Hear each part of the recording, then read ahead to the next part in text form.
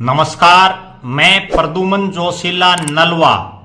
सर्दी के इस मौसम में हरियाणा की राजनीति लगातार गर्म होती जा रही है और एक बहुत बड़ा प्रश्न हरियाणा प्रदेश के राजनीतिक गलियारों में और विशेषकर कांग्रेस पार्टी के जो नेता और कार्यकर्ता हैं उनमें ये गूंज रहा है कि जो हरियाणा की कांग्रेस की जो तिकड़ी है SRK, जिसमें कुमारी शैलजा, रणदीप सिंह सुरजेवाला और किरण चौधरी, उनकी जो 17 जनवरी 2024 से हिसार से कांग्रेस संदेश यात्रा जो शुरू कर रहे हैं 90 के 90 विधानसभा क्षेत्रों में तीनों नेता, वो कामयाब हो पाती है या नहीं, क्योंकि ये यात्रा शुरू से ही बड़े प्रश्नों में रही है, लगातार सवालों में रही है और इस पर ना केवल कांग्रेस पार्टी के बड़े नेता बल्कि विपक्ष के नेता भी लगातार प्रश्न उठाते रहे हैं।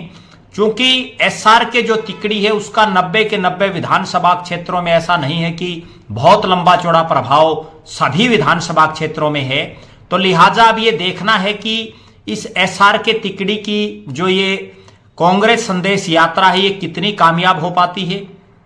पहले हम चर्चा करेंगे कि ये SRK की जो ये कांग्रेस संदेश यात्रा है ये कहां कहां से गुजरेगी। 17 तारीख जो है ये शुरू होगी और पहला पड़ाव जो है वो हिसार में ही है।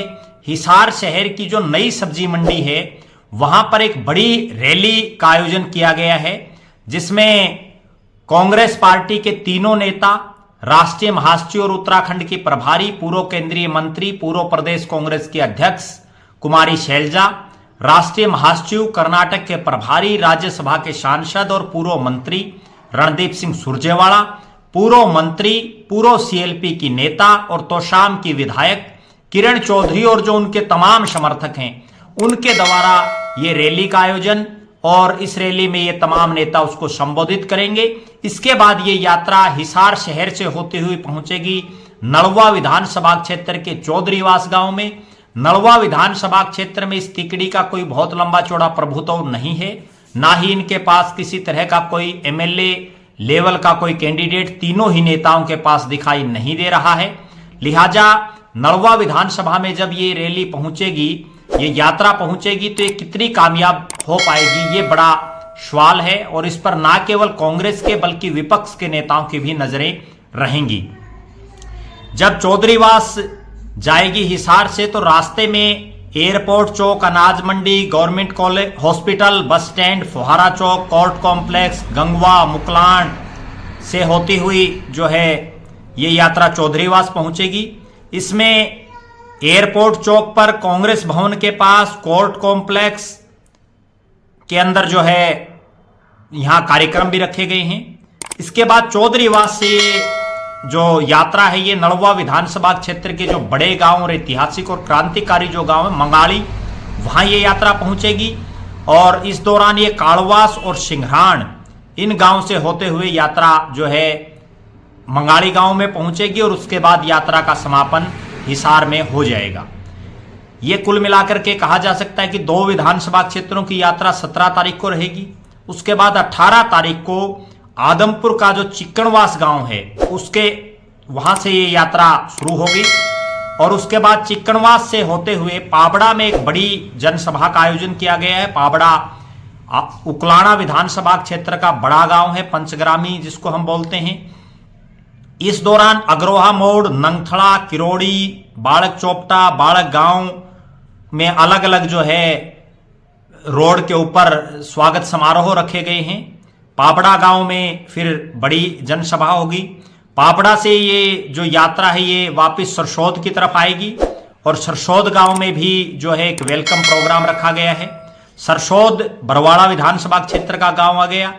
सरसोद से ये ढाणी मिर्दाद और बरवाड़ा बाईपास पर जो है एक वेलकम कार्यक्रम रखा गया है, ढाणी मिर्दाद में और बरवाड़ा बाईपास के ऊपर। ढाणी मिर्दाद से ये यात्रा हांसी पहुंचेगी, हांसी विधानसभा क्षेत्र में। इस दौरान खानपुर गांव नारनौंद विधानसभा का है, वहां कार्यक्रम रखा गया है और घिराई में कार्यक्रम रखा गया है।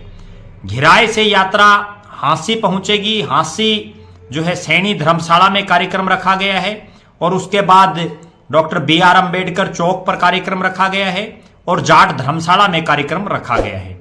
हांसी के बाद ये यात्रा खरड़ जो है बरवाड़ा का जो खरड़ विधानसभा क्षेत्र है, खरड़ जो गांव है बरवाड़ा विधानसभा का, वहां पहुंचेगी और फिर इसका नाइट स्टे जो है हिसार में होगा। यानी 18 तारीख को आदमपुर, उसके बाद उकलाना, उसके बाद बरवाड़ा, उसके बाद नारनौंद और उसके बाद हांसी, ये पांचों विधानसभा क्षेत्रों को ये यात्रा कवर करेगी। 17 और 18 तारीख 2 दिन में जो है 7 विधानसभा जो हरियाणा प्रदेश में सबसे ज्यादा हिसार में है, उसमें ये यात्रा रहेगी। अब जो महत्वपूर्ण बात है वो ये है कि कांग्रेस पार्टी के राष्ट्रीय महासचिव और हरियाणा और दिल्ली के जो प्रभारी हैं दीपक बावरिया जी, उन्होंने बिल्कुल स्पष्ट कह दिया है कि इस यात्रा की कांग्रेस पार्टी ने कोई ऑफिशियल जो है अप्रूवल नहीं दी है, ना ही उनसे कोई अप्रूवल ली गई है। ये कांग्रेस पार्टी की यात्रा ना होकर के जो ये तीनों नेता हैं उनकी यात्रा है। और इन तीनों नेताओं में कुमारी शैलजा जब हिसार आई तो उन्होंने कहा कि खुला आमंत्रण है, जो आना चाहे उसका स्वागत है। अब जो बड़ी बात है वो ये है कि चौधरी भूपेंद्र सिंह हुड्डा 10 साल इस हरियाणा के मुख्यमंत्री रह चुके हैं। कुमारी शैलजा जब केंद्र में मंत्री थी तो वो हरियाणा में इतनी सक्रिय नहीं थी, केवल अंबाला लोकसभा क्षेत्र तक ही सीमित थी। रणदीप सिंह सुरजेवाला जब युवा कांग्रेस के राष्ट्रीय अध्यक्ष थे तो उस समय तो वो हरियाणा प्रदेश में सक्रिय थे, लेकिन जब वो हुड्डा सरकार में मंत्री रहे 10 साल तो वो भी हरियाणा में इतने सक्रिय नहीं रहे, केवल वो कैथल और जींद के इलाके में ज्यादा सक्रिय रहे। किरण चौधरी पूरे हरियाणा में कभी उस लेवल पर सक्रिय नहीं रही, 5 साल के आसपास वो सीएलपी की नेता रही, लेकिन उसके बावजूद वो अपना वो ग्राफ नहीं बना पाई जो चौधरी बंसीलाल और चौधरी सुरेंद्र सिंह का रहा है हरियाणा प्रदेश में। इन तीनों ही नेताओं के पास 90 तो छोड़िए 45 विधानसभा क्षेत्रों में भी जिताऊ प्रत्याशी दिखाई नहीं देते।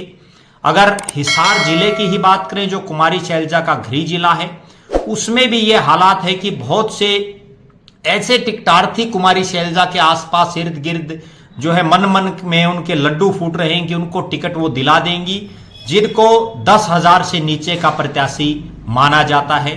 वो कहीं कोई जिताऊ कैंडिडेट नहीं है। पिछली बार भी कुमारी शैलजा, चूंकि उस समय वो प्रदेश अध्यक्ष थी, उन्होंने हिसार जिले में कई टिकटें बांटने का काम किया, लेकिन उन प्रत्याशियों का जो हस्र हुआ चुनाव में वो जगजाहिर है।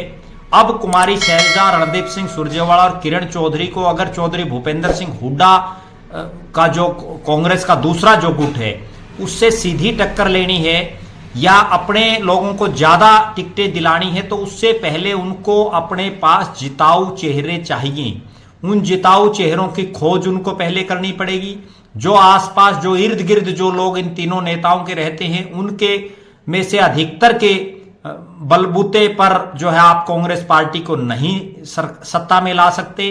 इसके लिए इस यात्रा के साथ साथ इन तीनों नेताओं को इस तरफ भी ध्यान देने की जरूरत है कि ज्यादा से ज्यादा उन नेताओं को पार्टी में शामिल करवाया जाए जो बेशक कोई चुनाव लड़े या ना लड़े हों, लेकिन उनका अपना एक सामाजिक और राजनीतिक दायरा, एक कद हो, तभी कुछ बात बन पाएगी।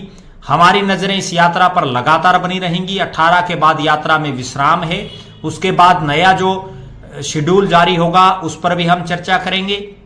18 तारीख के बाद इस पर भी हम चर्चा करेंगे कि जो अलग अलग पॉइंट इन टिकटार्थी टाइप के जो नेता हैं इनको दिए गए हैं उनमें कहां कितनी भीड़ रही, लोग आए या नहीं आए, उस पर भी हमारी नजरें बनी रहेंगी।